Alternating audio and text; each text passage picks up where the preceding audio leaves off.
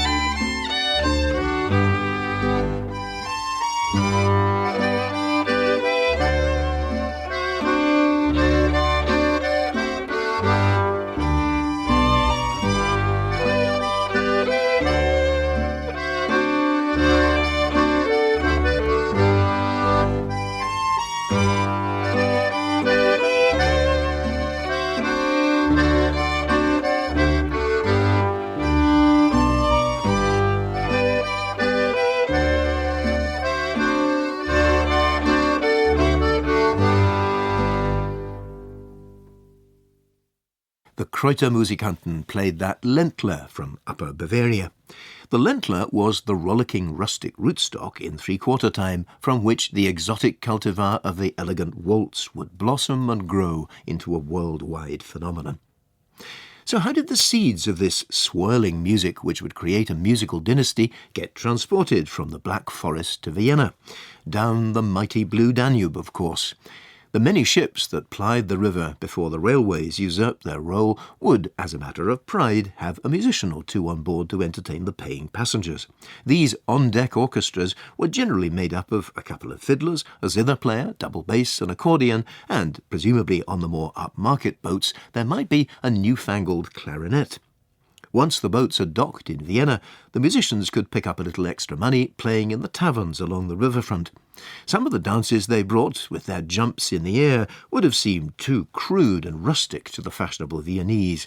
The precursors of the waltz presumably began to infiltrate the inns of the suburbs, but in the inner city the refined minuet still dominated the genteel dance halls.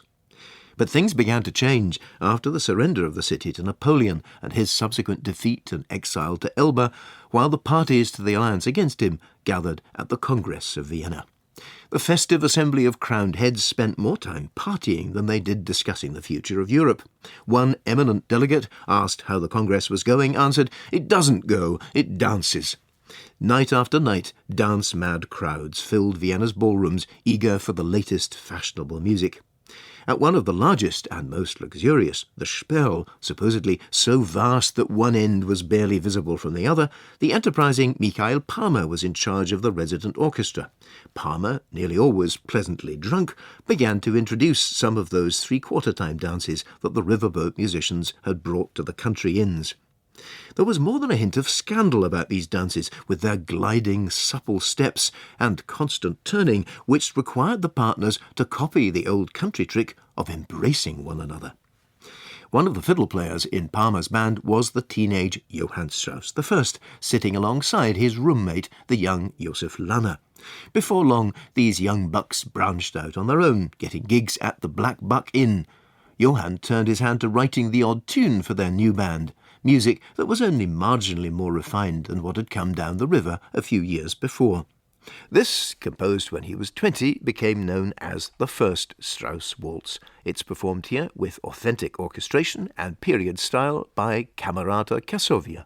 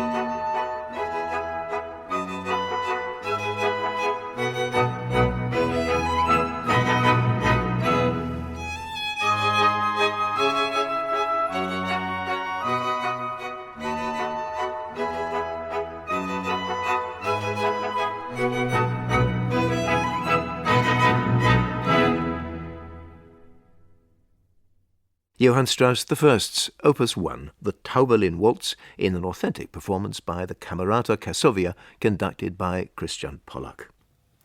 The Viennese are always keen to play off one prima donna against another, and they quickly latched on to the tensions between Lanner and Strauss, who were both conductors of the orchestra, and soon you had to declare yourself on one side or the other. You were either of the Lanner faction, Lannerianer, or else you were Straussianer.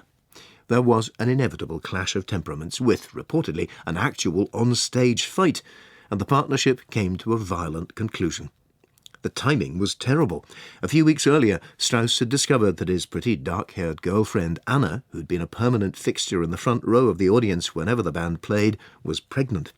They got married in July. The baby was due in October.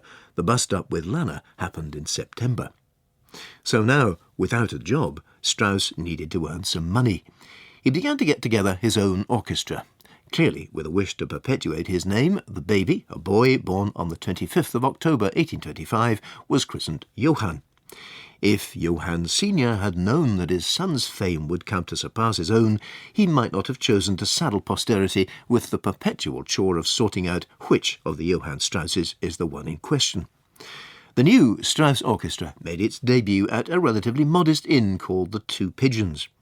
The night was a huge success, and Strauss immediately had more bookings than he could handle. He was the toast of the town.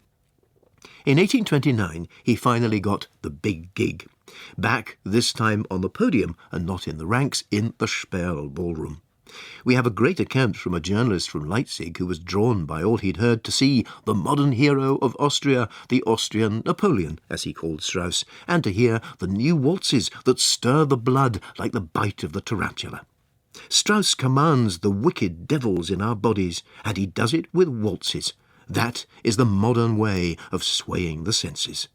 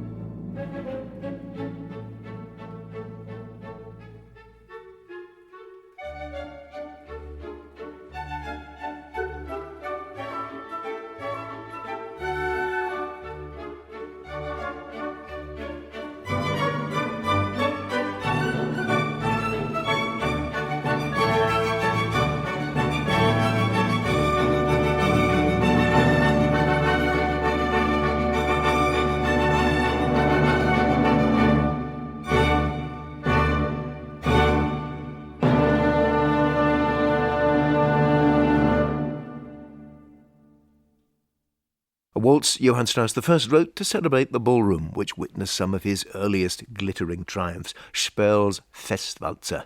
The Sperl, with its several halls bedecked with flowers and palm trees, became a second home to Strauss. 250 of his compositions had their first performances there. The Slovak Sinfonietta, performing in the authentic orchestration, was conducted by Ernst Marzendorfer. By 1835, Johann the Elder and his wife Anna had moved home several times. They now had 6 children, and both to support them and to keep the audiences happy, Johann had to make himself into a dance music factory. He took on an assistant to help him fill out the orchestral parts from the first violin part, and since he was both constantly writing new music and performing into the early hours of the morning, there had to be a highly organised campaign of orchestrating, rehearsing and playing the new material with his band at something of a rate of knots. Giving us an idea of the kind of thing those Sperl audiences heard, here are 3. The first, the William Tell Gallop, demonstrating Strauss's knack of borrowing fashionable tunes to keep the dancers happy. The second, a waltz called the Hofballdanzer, one of the dances whose popularity led to his becoming known as the Waltz King. And the third, just a whole lot of fun, apparently written only an hour before it was first heard in public.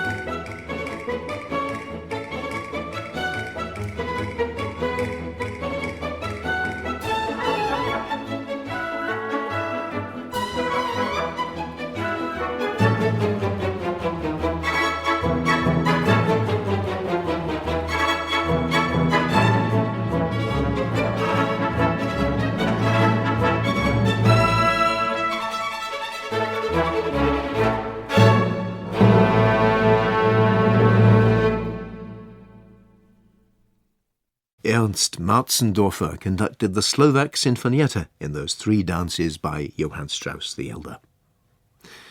Like so many musicians on the road, constantly surrounded by adoring female fans and with plenty of opportunity on his prolonged tours with his orchestra, Johann Senior was subject to a lot of temptation, and it seems he wasn't very good at resisting. Back in Vienna, his wife Anna got to know of a string of brief flings, but chose to ignore them. There's a detectable change in the tone of his letters around the time, but it must have come as a nasty shock shortly after the birth of her son, Eduard, to hear that her husband had openly admitted to paternity of a daughter by his mistress, Emilia Sophia Anna Trambusch. Emilia, at 19, and a milliner, or, as one account has put it, a plain-faced, ill-spoken, graceless, stupid hat-maker, was a decade younger than Johann when she met him in 1833. Between 1835 and 1844, Emilia bore him 7 illegitimate children. After the 7th child, and seeing a means of independence, not altogether surprisingly, Anna Strauss sued for divorce. Strauss's foreign tours were often arduous and packed with adventures. On the first major one in 1834, he played before the King of Prussia in Berlin. At one point, after a public concert there, Strauss and his entire orchestra were virtually kidnapped, bundled into carriages and whisked off to the royal palace at Potsdam, where the visiting Tsar and Tsarina of Russia had expressed the wish to hear him play. The King of Prussia apologized afterwards by sending Strauss a satchel of money. After a horribly stormy crossing of the Channel in the spring of 1838, Strauss arrived in London to land a great coup. Despite the morally questionable reputation of the waltz in northern climes, deemed sinful and lewd, and in which the devil was thought to play a key part, Strauss and his 26-man orchestra were engaged to play for the great court ball at the newly renovated Buckingham Palace before the new Queen Victoria's coronation. The Queen, it seems, was amused and waltzed with charming restraint to the music played, and in this case composed for her, by Johann Strauss.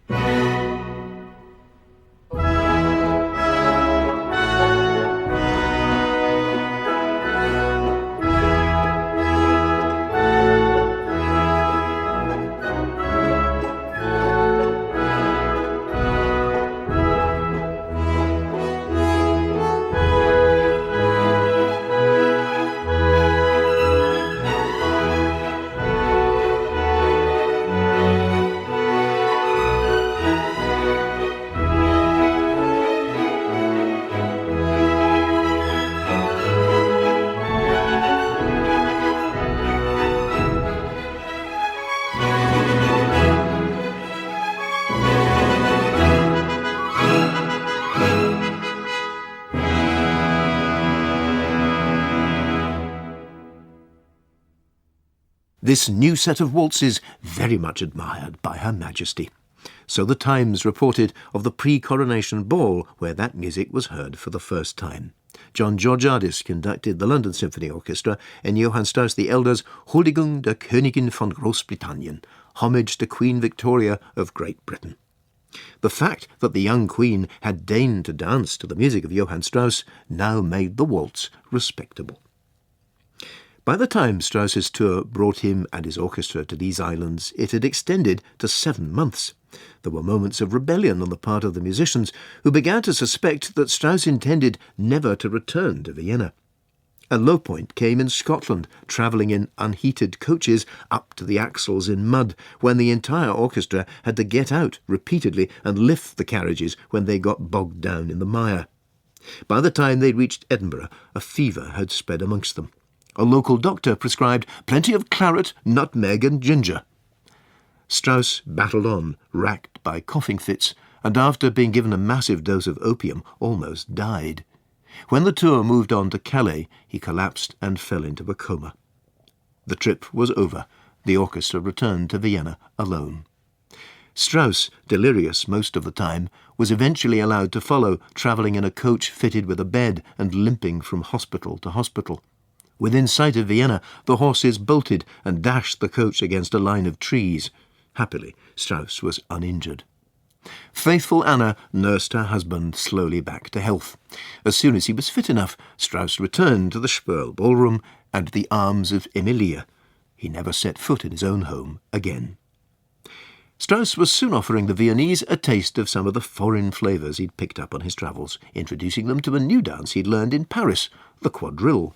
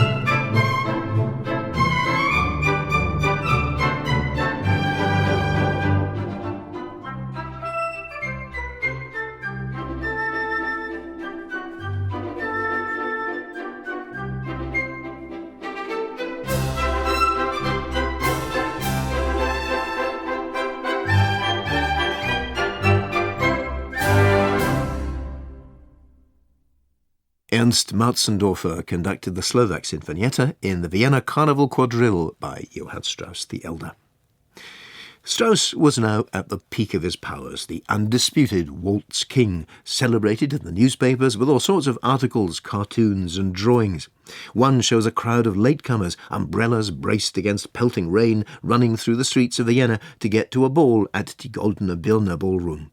Another cartoon reveals a huge cart packed to the gunnels with eager waltzers on their way, as the huge letters on its sides declare, to a Johann Strauss ball. Now, however, Strauss's complicated personal life began to create quite a few problems for him, and the year of revolution, 1848, brought further upheavals. But we'll hear about all that tomorrow.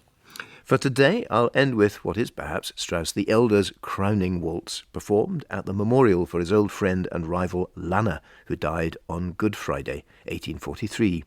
Echoes of the Rhine Lorelei is performed by Willy Boskowski and the Vienna Philharmonic.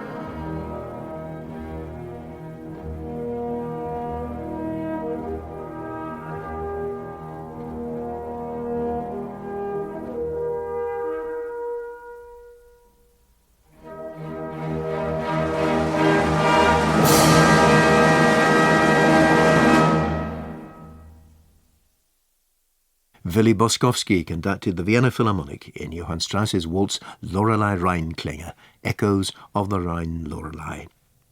Tomorrow we'll hear how Johann Vater encounters a new rival from a quarter he least expects or wants.